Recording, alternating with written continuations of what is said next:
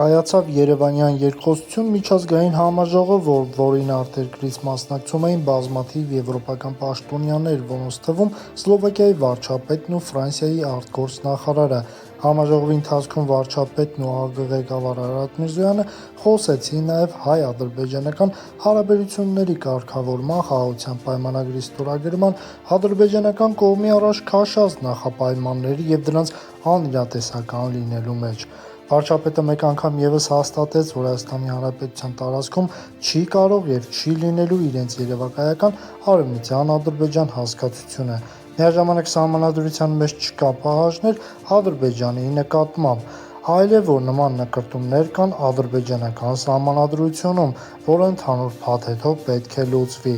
Արդեն վարչապետի և արտգործղեկավարի հետ հանդիպումներում Սլովակիայի վարչապետն ու Ֆրանսիայի արտգործնախարար Բորելը մեկ անգամ ևս հաստատեցին իրենց աջակցությունը ռազմավարական կարևոր ոլորտների ու որոշումների առնչությամբ։ Միաժամանակ կողմը արտահայտվելով Հայաստանի Հանրապետության տարածքային ամբողջականության, ինքնիշխանության պահպանմանն ուղղված Հայաստանի Հանրապետության ջանքերին և տարածաշրջանում խաղաղությանն ուղղված քայլերին։ Այս հանդիպումներով և հայտարարություններով մեկ անգամ ևս հաստատվեց, որ Հայաստանը իր ինքնիշխանությունն ու սուվերենությունը պահպանելու համար ջանք ու եռանդ չի խնայելու, միաժամանակ բացառելով էսկալացիան։